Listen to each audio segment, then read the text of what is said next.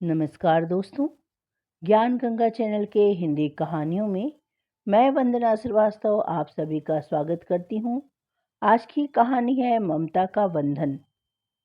सुमित्रा देवी गांव की एक साधारण महिला थी जिन्होंने अपने पति के गुजर जाने के बाद अकेले ही अपने बेटे नीरज को पाल पोस कर बड़ा किया। पति के असमय चले जाने के बाद जीवन कठिन हो गया था, लेकिन सुमित्रा जी ने हार नहीं मानी। उन्होंने दिन रात दूसरों के खेतों में काम किया, मवेशी पाले और घर घर काम करके नीरज की पढ़ाई का खर्च उठाया। नीरज पढ़ाई में बहुत होशियार था। उसने 12वीं कक्षा में अच्छे अंकों से पास किया और आगे की पढ़ाई के लिए शहर चला गया। सुमित्रा जी ने नीरज की हर ज़रूरत को पूरा करने के लिए अपनी इच्छाओं और ज़रूरतों को दरकिनार कर दिया। उसने गांव की ज़मीन बेचकर बेटे को इंजीनियरिंग की पढ़ाई के लिए पैसे भेजे। हर बार सुमित्रा जी यही सोचती कि मेरा बेटा बड़ा आदमी बनेगा और मेरे सारे दुख दूर कर देगा। नीरज की पढ़ाई पूरी करने के बाद एक नामी कंपनी में उसकी नौकरी लग गई। अब तो सुमित्रा जी की खुशी का ठिकाना नहीं था। उन्होंने सोचा कि अब मेरा बेटा मेरा सहारा बनेगा। मेरे संघर्ष का फल मिल गया। अब वह लाखों रुपए महीने का कमाने लगा था। कुछ समय के बाद ही सुमित्रा जी ने नीरज की शादी उसी की पसंद की एक लड़की कुसुम से करवा दी। अपनी शादी के बाद पत्नी कुसुम के साथ वह बहुत खुश रहा करता था। बहू भी अपनी सास का बहुत अच्छी तरीके से ध्यान रखती थी। ऐसे ही समय धीरे धीरे गुजरने लगा। महीने में एक दिन जब वह गुलाबी बैगनी नोट बहू को सौंप रहा था, तो दूर बैठी सुमित्रा जी की बूढ़ी आंखें उन्हें देखने मात्र से ही तृप्त हो जाती थी। उनकी छाती दुगनी चौड़ी हो जाती थी और सर गर्व से ऊंचा हो जाता था। शुरू शुरू में एक दो बार नीरज ने कड़क कड़क नोट अपनी माँ की हथेली पर भी लाकर रखे थे और उसकी माँ ने भी लक्ष्मी माता को आदर के साथ अपने माथे से लगाकर पूरी की पूरी रकम पास खड़ी बहू को तुरंत पकड़ा दी थी। लेकिन उसके बाद यह सिलसिला बंद हो गया। उनकी बहू को यह पसंद नहीं था। बहू कुसुम ने नीरज से कहा, महीने के महीने तुम भी नीरज यह क्या ड्रामा करते हो? अगर मुझ पर विश्वास नहीं है तो अलमारी की चाबी भी अपनी माँ के हवाले कर दो। तो नीरज बोला, अरे कुसुम, कभी कभी मामूली सी बात का भी तुम बतंगड़ बनाकर बैठ जाती हो यार। अरे वे बूढ़ी औरत हैं, बेचारी इन नोटों को अपने माथे से लगाकर खुश हो जाती हैं। आखिर उनकी मेहनत के बदौलत ही तो मैं ये रुपए कमा रहा हूँ। वैसे भी हर माँ बाप की एक ख्वाहिश होती है ना कि उनके बेटे की अपनी कमाई की पहली रकम अपने माँ बाप के हाथ पर लाकर रख दे। नीरज ने अपनी माँ की भावनाओं को अपनी पत्नी कुसुम को समझाने का प्रयत्न किया, तो कुसुम कहने लगी, तो कर दिया करो, मैंने कब मना किया है। लेकिन ये पान की तरह नोटों को फेरते रहना मुझे अच्छा नहीं लगता। नीरज यह सुनकर चुप हो गया, लेकिन सुमित्रा जी ने बहू की ये बातें सुन ली थी और वह बेकार में ही बात को बढ़ाना नहीं चाहती थी। इसलिए कलेश से घर को बचाने के लिए उन्होंने आगे से रुपयों को हाथ न लगाना ही उचित समझा। इसलिए उन्होंने भी नीरज को भी मौका देखकर समझा दिया था कि बेटा, थोड़ी सी खुशी के लिए क्या करना, तुम रकम बहू को ही दे दिया करो। यह सुनकर नीरज ने भी हाँ में गर्दन हिला दी। परंतु कई महीने बाद आज माँ के दूध ने फिर से उबाल मारा था। नीरज को आज फिर तनख्वाह मिली थी और यह संयोग मात्र था कि नीरज तनख्वाह लेकर आया ही था और कुसुम घर पर नहीं थी। तो नीरज ने वो सील बंद गड्डियाँ जो लेकर आया था वह अपनी माँ की झोली में डाल दी, जिसे पाकर सुमित्रा जी बहुत खुश हो गई। उन रुपयों को अपने माथे से लगा लिया। माँ से आशीर्वाद की आशा में उसके पास ही नीरज जाकर बैठ गया कि तभी मौके पर उसकी पत्नी कुसुम भी आ गई और माँ ने भी अपनी चोरी पकड़े जाने या बेटे को चोरी सिखाने के अपराध बोध से गर्दन झुका ली। पूरी तनख्वाह अपना आंचल खोलकर बहू की ओर बढ़ा दी। बहू नाराज होते हुए उन रुपयों को लेकर गुस्से से अपनी अलमारी में रख दिया और अलमारी को खुला ही छोड़ दिया था। और सुबह होते ही घर में हंगामा हो गया कि उन रुपयों में 5,000 रुपये कम हैं। कुसुम सुमित्रा जी की ओर देख देख कर कहने लगी कि अलमारी तो खुली ही थी, पता नहीं किसने निकाल लिए रुपए। अरे, इस घर में तो बाहर से भी कोई आता जाता नहीं। यह सुनकर सुमित्रा जी दिन भर मन ही मन रोती रही। वह समझ रही थी कि बहू क्या कहना चाहती है। सुमित्रा जी को खुद से आंखें मिलाने में भी अब शर्म आ रही थी।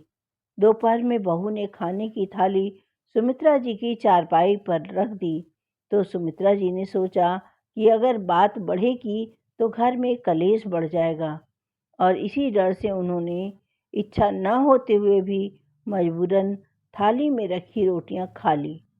वरना बहू के हाथ का तो अब पानी तक पीने की इच्छा नहीं हो रही थी। आखिर उस पर इतना बड़ा कलंक जो लगा दिया गया था। आखिर जिस बेटे को जवान करने में सुमित्रा जी ने अपनी जवानी खराब कर दी, जिस बेटे के पालन पोषण के लिए उसने दूसरों के घर साफ सफाई और सिलाई तक की, और आज वही बेटा अपनी माँ के माथे पर लगाए चोरी के झूठे इल्जाम को चुपचाप कैसे बर्दाश्त कर सकता है। धिक्कार है ऐसे बेटे पर।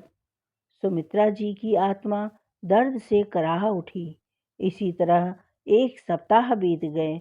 माँ को चुप चुप देखकर नीरज भी अब परेशान हो रहा था। उसकी इच्छा तो थी कि माँ को समझाए, मगर किस बात के लिए? सच्चाई तो वह खुद ही जानता था। इसलिए माँ से कुछ भी कहने का साहस नहीं हो रहा था। कई बार उसने रात को धीमी आवाज में अपनी पत्नी कुसुम से बात की, परंतु वह कहाँ किसी की सुनने को तैयार थी। फिर एक दिन वह ऊपरी मन से बोली, नीरज, तुम्हारी माँ मेरी माँ के समान है। मैं भी चाहती हूँ कि वह हंसी खुशी रहें, मगर हालात ही कुछ ऐसे हो गए हैं। ऐसा क्यों नहीं करते कि तुम यहाँ से अपना ट्रांसफ़र शहर में करवा लो। हम लोगों को भी थोड़ा सा चेंज मिल जाएगा, हवा पानी बदल जाएगा, तो हम सब कुछ ठीक हो जाएंगे। थोड़े दिन बाद ही नीरज का ट्रांसफ़र एक बड़े शहर में हो गया। नीरज ने अपनी माँ को जब यह खुशखबरी दी तो सुमित्रा जी अनमने ढंग से मुस्कुराती हुई नीरज को आशीर्वाद देने लगी। नीरज की पत्नी कुसुम यह सोच सोच कर प्रसन्न हो रही थी कि चलो अच्छा हुआ, माँ जी से पीछा तो छूटेगा। नीरज ने कुसुम से कहा, कुसुम, अगले हफ्ते तक मुझे शहर में ज्वाइन करना है, तो तुम लोग सामान पैक कर लो और माँ को भी बोल दो कि वो भी अपना सामान रख लें। यह सुनते ही कुसुम के चेहरे का रंग बदल गया। वह आग बबूला हो गई और बोली, अरे माँ जी शहर जाकर क्या करेंगी? वहाँ वे शहर की जिंदगी में खुद को कैसे ढाल सकेंगी?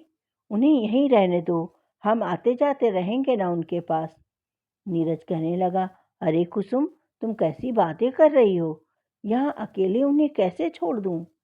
किसके पास छोड़ दूँ? कौन देखभाल करने वाला है यहाँ?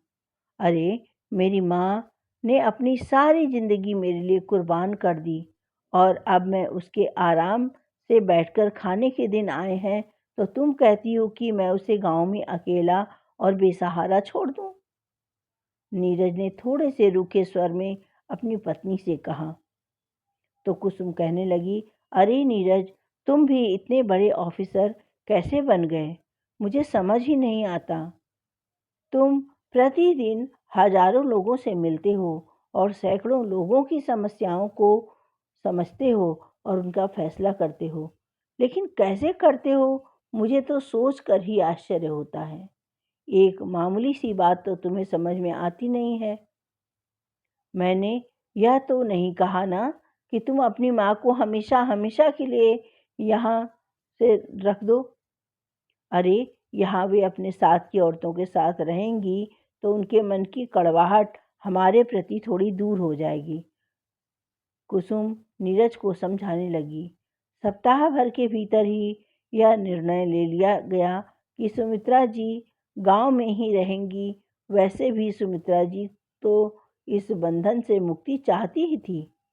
उनके हाँ करने पर नीरज ने भी तैयारी कर ली।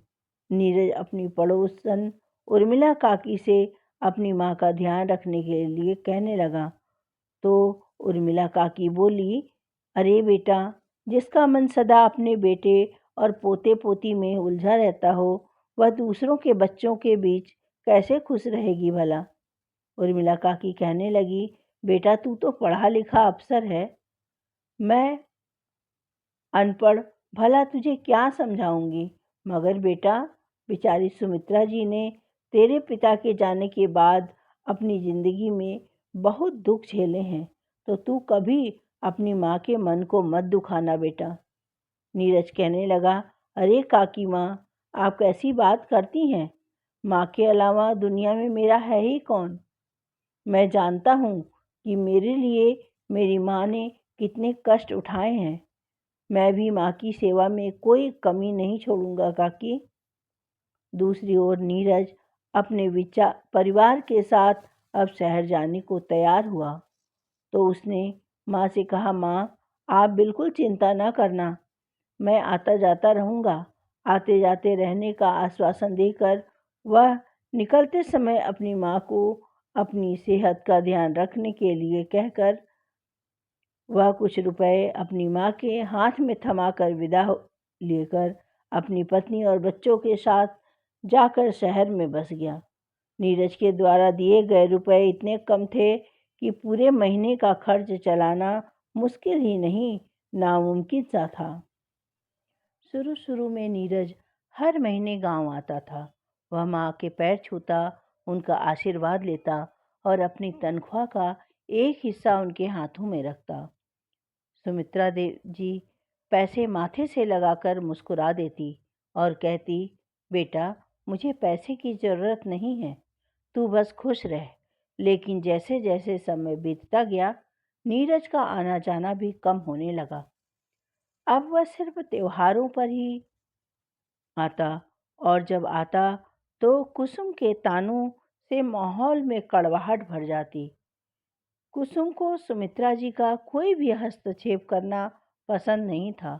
वह नीरज से कहती, हम अपने परिवार की जिम्मेदारी उठाते हैं तो इसमें माँ को बार बार पैसे देने की क्या ज़रूरत है। उन्हें तो बस गांव में आराम करना चाहिए। धीरे धीरे नीरज कुसुम की बातों में आ गया। अब वह सुमित्रा जी को पैसे देने के बजाय सारे रुपए कुसुम को ही सौंपने लगा और अब माँ को पैसे भेजने की जिम्मेदारी भी कुसुम ने ही ले ली थी। जब कुसुम का मन करता तो पैसे भेज देती, जब मन न करता तो पैसे न भेजती। सुमित्रा जी ने यह सब सहते हुए भी अपने बेटे और बहू से कुछ नहीं कहा। अब तो यह हमेशा का ही हो गया था। कभी 1000 रुपये तो कभी 500 रुपये, तो किसी महीने कोई भी खर्च सुमित्रा जी को कुसुम द्वारा भेजे जाने लगे। अब तो उधारी इतनी बढ़ चुकी थी कि कोई उधार तक देने को तैयार न था और न तो अब गांव का कोई भी रोज रोज सुमित्रा जी के पास आता। गरीबी इस कदर छाने लगी थी कि डिबरी में तेल तक डालने के पैसे उसके पास न बचते, क्योंकि घर की बिजली का बिल न भरने के कारण बिजली तो काट दी गई थी। थोड़ा सा तेल पड़ोसियों से मांगकर सुमित्रा जी अपने घर ले आई। वह संध्या के समय एक बार दीपक जलाती और दूसरे ही क्षण उसे बुझा देती। अंधेरे में बैठी भगवान के भजन करती। शुरू शुरू में कुछ बड़ी बूढ़ी औरतें और नाती पोतियां उनके पास आकर बैठ जाती थी, किंतु धीरे धीरे बड़े अफसर की माँ की भोली मुस्कान के पीछे छिपी वास्तविकता सबके सामने आने लगी। मगर सुमित्रा जी ने अपने चेहरे पर कभी सिकन तक न आने दी। वे अंधेरे में बैठे हुए अपने छप्पर से पानी टपकने की चिंता में डूबी हुई थी कि तभी उसकी झोपड़ी के बाहर किसी ने आवाज लगाई, माई, भूखे लाचार को एक रोटी दे दे। भगवान तेरे बेटे को लंबी उम्र दे, तेरे बेटे को और बड़ा अफसर बनाए। सुनते ही सुमित्रा जी जैसे अपने ख्यालों से बाहर आई। इस जमाने में बेटे की लंबी उम्र, एक रोटी में इतना आशीर्वाद, और तरक्की भी बहुत सस्ती थी, क्योंकि रोटी के आगे और बड़ा अफसर बनने का आशीर्वाद जो दे रहा था। उसने कपड़े में लपेट कर रखी एक रोटी का आधा टुकड़ा मांगने वाले भिखारी को दे दिया, और वह रोटी देकर लौटी तो उसके घर के बाहर उसका पहरेदार टॉमी, जो उसका कुत्ता था, उसके घर के सामने आकर बैठ गया। तो सुमित्रा जी ने आधी रोटी में से भी आधी रोटी उस टॉमी को खिला दिया और स्वयं एक चौथाई रोटी नमक के साथ खाकर पानी पीकर उठ गई।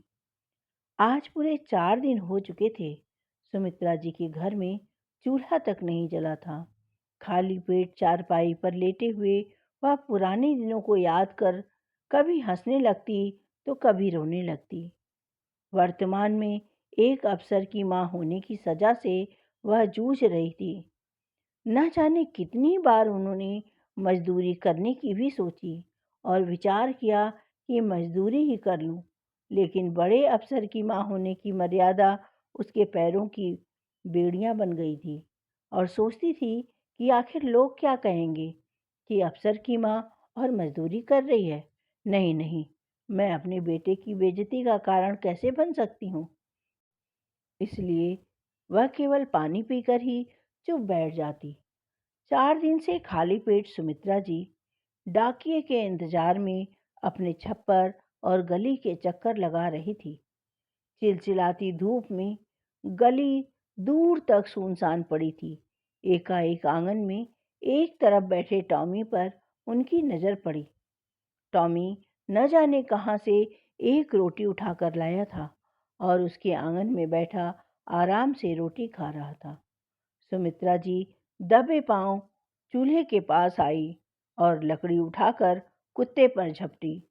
अचानक हुए हमले से घबराकर टॉमी रोटी छोड़कर भाग गया, मगर लाख कोशिशों के बावजूद भी वह उस रोटी को उठाने का साहस न कर सकी। उनके बड़े अफसर बेटे की इज्जत वह उस रोटी को भी उठा न सकती थी। देखते ही देखते आंगन में पड़ी उस रोटियों पर सुमित्रा जी के आंसुओं की मोटी परत जम गई। उनके मुंह से हिचकी और आंखों से आंसुओं के सैलाब रुकने का नाम ही नहीं ले रहे थे। अब वे निढाल सी होकर अपनी चारपाई पर बैठ गई। उनकी एक नज़र सामने पड़ी रोटी पर और दूसरी डाकिये के इंतजार में दरवाजे पर लगी हुई थी। किंतु टॉमी की आंखें दूर खड़े होकर भी आंगन में पड़ी रोटी पर जमी हुई थी।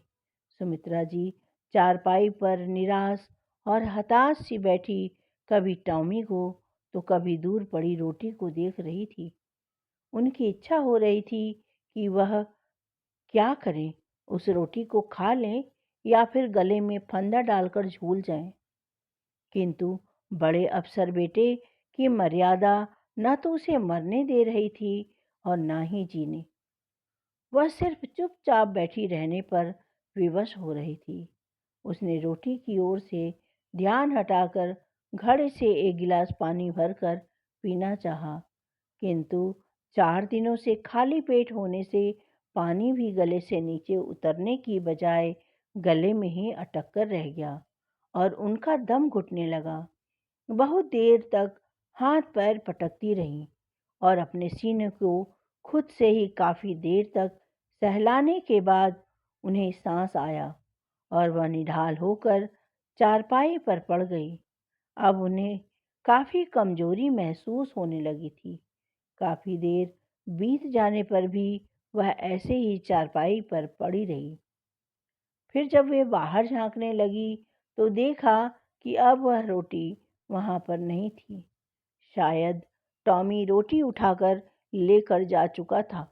अब उन्होंने राहत की सांस ली और अपने विचारों में पुनः डूब गई। वह सोचने लगी, मैंने तो कभी किसी का बुरा नहीं किया, तो फिर ईश्वर मुझे ऐसी सज़ा क्यों दे रहे हैं आप कि मैं एक कुत्ते के मुंह से रोटी छीन कर खाने पर भी मजबूर हो गई। हे मेरे ईश्वर, अब आगे आप कैसे दिन दिखाने वाले हैं?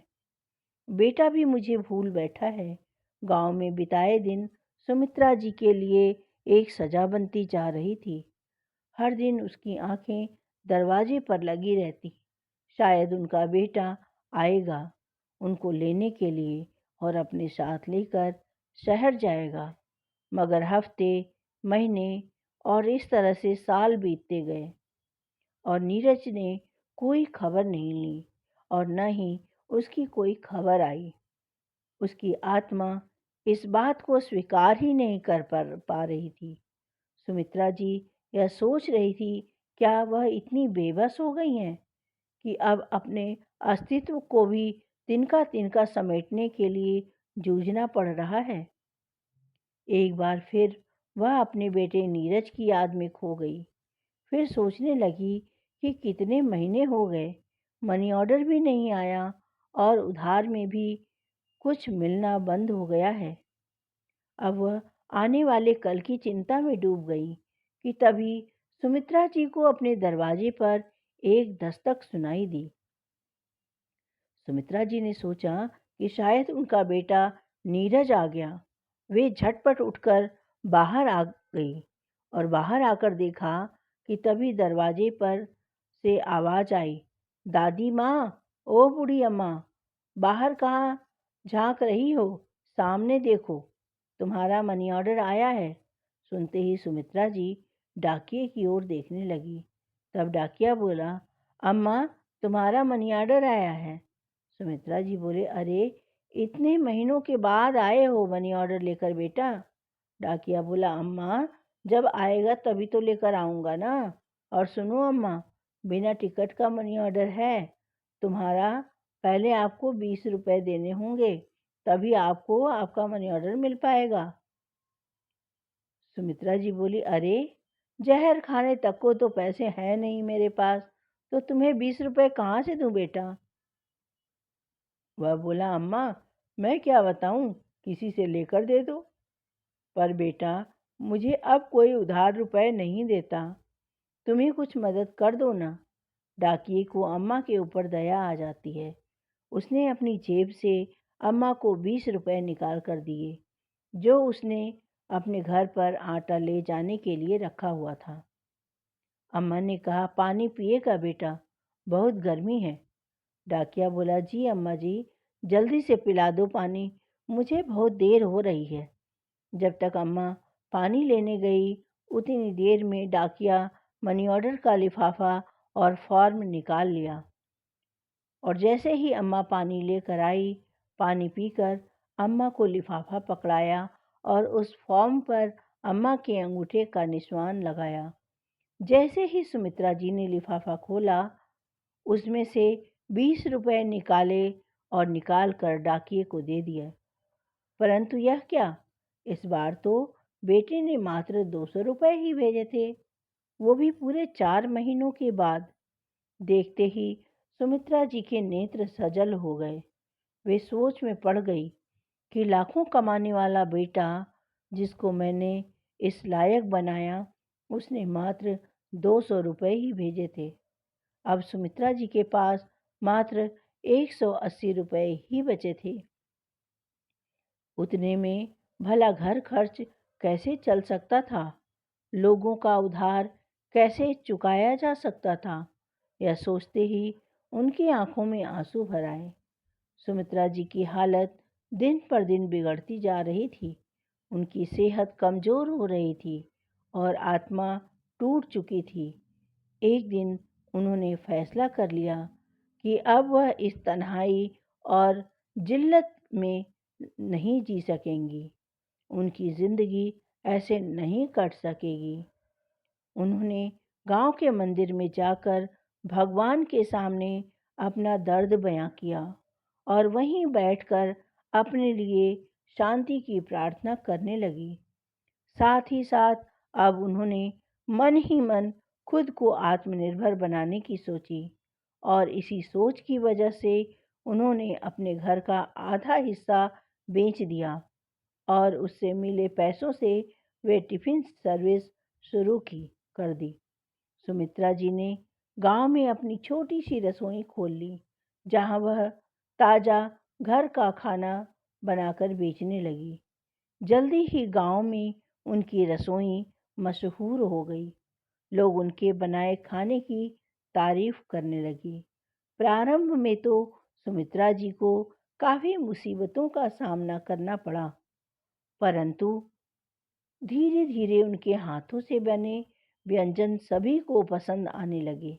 इस काम में वह गांव में आने वाले डाकिये ने भी काफ़ी मदद की। अब तो सुमित्रा जी के हाथ के बने भोजन भी काफ़ी मांग होने लगी थी। आसपास के गांव, यहाँ तक कि शहरों, बड़ी बड़ी फैक्ट्रियों में भी उनके खाने की प्रसिद्धि और मांग दोनों बढ़ चुके थे। सुमित्रा जी को लोग भुला चुके थे, यहाँ तक कि उनके भूखे रहने की नौबत तक आ चुकी थी। वही सुमित्रा जी आज लोगों को काम देने के काबिल बन गई थी। उन्होंने चलते फिरते रसोई की भी शुरुआत की। लोग उनकी तारीफ करने लगे। अभी भी नीरज कभी कभी पैसे भेजता रहता था, लेकिन सुमित्रा जी ने यह तय कर लिया था कि वह अब इन पैसों को नहीं छुएंगी, क्योंकि अब वे खुद को आर्थिक रूप से आत्मनिर्भर बनाने के लिए अपने पुराने कौशलों का सहारा ले चुकी थी। सालों बाद एक दिन नीरज का फ़ोन आया। उसने कहा, माँ, पैसे तो मिल रहे हैं ना आपको? खर्च में कोई दिक्कत तो नहीं हो रही है? सुमित्रा जी ने जवाब दिया, बेटा, तेरे भेजे पैसे मिल गए। मैं ठीक हूँ, तू अपनी चिंता कर। कहते हुए उन्होंने फ़ोन काट दिया और नीरज से कुछ भी नहीं बताया। लेकिन फ़ोन रखते ही उनकी आंखों से आंसू बहने लगे। उन्होंने मन ही मन सोचा, जिस बेटे को अपने पैरों पर खड़ा करने के लिए मैंने अपनी जिंदगी लगा दी, आज वह मुझसे यूं दूर हो गया। कुसुम को जैसे ही सुमित्रा जी के बारे में पता चला, वह नीरज को उसके खिलाफ भड़काने लगी। कुसुम को अब सुमित्रा जी का गांव में रहना भी खटकने लगा। उसने नीरज से कहा, माँ को पैसे भेजने की ज़रूरत नहीं। जब वे खुद कमा रही हैं तो हमारा पैसा क्यों लेंगी? नीरज को यह बात सही लगी। उसने सुमित्रा जी को पैसे भेजने बंद कर दिए। सुमित्रा जी ने इसे अपनी नियति मानकर अपनी जिंदगी को सच्चे अर्थों में आत्मनिर्भर बना लिया। अब वह नीरज की तरफ उम्मीद से देखना बंद कर चुकी थी। गांव में उनकी रसोई औरतों के लिए प्रेरणा बन गई थी। एक दिन गांव की पंचायत ने सुमित्रा जी को सम्मानित करने का फैसला किया। कार्यक्रम के दौरान सुमित्रा जी ने कहा, माँ का काम बच्चों को पालना है, लेकिन बच्चों का कर्तव्य है कि वे अपनी माँ की भावनाओं और संघर्षों को समझें। मैंने अब यह समझ लिया है कि सम्मान और प्यार खुद से कमाए जाते हैं, दूसरों से मांगे नहीं जाते। एक दिन नीरज को जब पता चला कि उसकी माँ की तबीयत कुछ ठीक नहीं है और माँ ने उसकी भेजी रकम कभी खर्च ही नहीं की, तो वह खुद को और अपनी पत्नी और बच्चों के साथ गांव आया। नीरज अपनी माँ के छप्पर वाले घर में पहुंचा तो उसने देखा कि माँ बिल्कुल निढाल हालत में चारपाई पर पड़ी थी। उसकी सांसें धीमी थी, मगर आंखों में दर्द और इंतजार साफ झलक रहा था। नीरज को देखते ही उनकी आंखों से आंसू बहने लगे। सुमित्रा जी ने हल्की आवाज में कहा, आ गया बेटा, अब मेरी जिंदगी पूरी हो गई। रवि माँ के पास बैठकर फूट फूट कर रोने लगा। उसने कहा, माँ, मुझे माफ कर दो। मैं दुनिया की दौलत में उलझकर तुझे भूल गया। आज मुझे समझ आया कि मेरी असली दौलत तो तू ही है। नीरज के आने पर सावित्री जी ने कुसुम के द्वारा भेजे गए सभी मनी ऑर्डर के लिफाफे सहित नीरज को वापस कर दिए और साथ ही साथ यह भी बोली कि कुसुम से कहना कि अब मुझे इसकी ज़रूरत नहीं, इसको वो भी बचा कर रखे। ईश्वर न करे कि एक दिन उसे भी शायद इसकी ज़रूरत पड़े। नीरज ने उन लिफाफों पर गौर किया तो पाया कि ये लिफाफे 3 और 4 महीनों के अंतराल में भेजे गए हैं। जब नीरज ने उन्हें खोलकर देखा तो उसके आश्चर्य और गुस्से का ठिकाना न रहा, क्योंकि उन लिफाफों में किसी में 200 तो किसी में 500 रुपए ही थे, जबकि नीरज के अनुसार कुसुम को वह 5,000 रुपए हर महीने अपनी माँ को भिजवाने के लिए दिया करता था। अब उसने कुसुम की ओर घूर कर देखा तो कुसुम डर से कांप रही थी। सुमित्रा जी ने आगे कहा, बेटा, मैं तुम्हारे लिए हमेशा एक सहारा बनी रही। अब मैं तुम लोगों के लिए एक बोझ बन चुकी हूँ, लेकिन एक माँ के लिए उसका बेटा ही सबसे बड़ी दौलत होता है। वह अपनी माँ के लिए कभी बोझ नहीं होता। शायद मैं तुम्हारे लिए अब दौलत नहीं रही।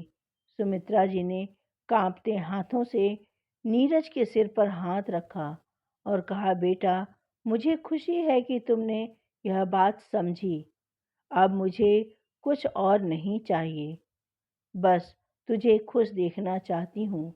नीरज ने अपनी माँ को गांव से शहर ले जाने का वादा किया और कहा कि अब वह कभी उसे अकेला नहीं छोड़ेगा। मगर सुमित्रा जी ने कहा, बेटा, अब तो इसके लिए काफ़ी देर हो चुकी है, इसलिए अब मुझे यहीं रहने दे बेटा। यहीं भगवान के पास मेरी शांति है। तू बस कभी कभी मिलने आते रहना। नीरज और कुसुम ने सुमित्रा जी से माफ़ी मांगी। सुमित्रा जी ने उन्हें माफ़ करते हुए कहा, बेटा, माफ़ी की ज़रूरत नहीं।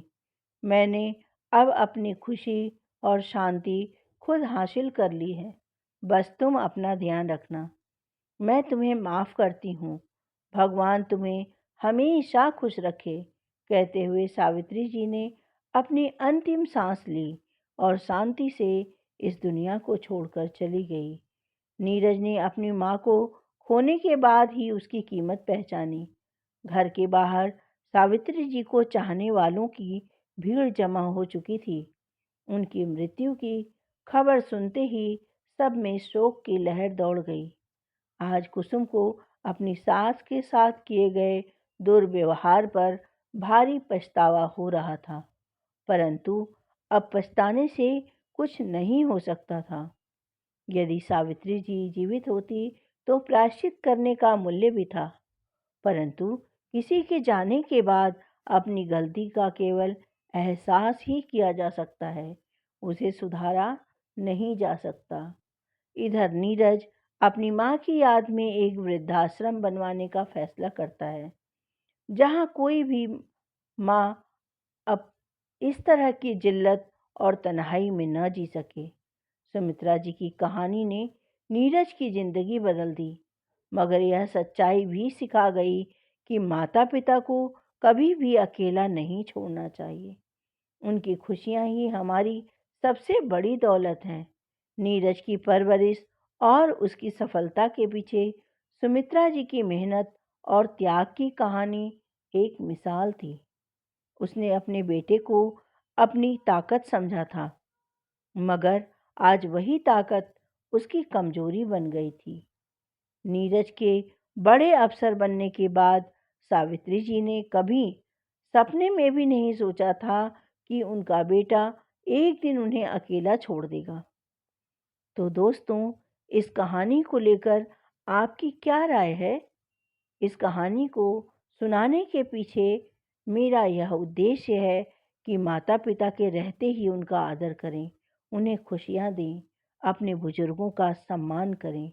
दोस्तों, आपको यह कहानी कैसी लगी? कृपया लाइक और कमेंट्स करके ज़रूर बताएं।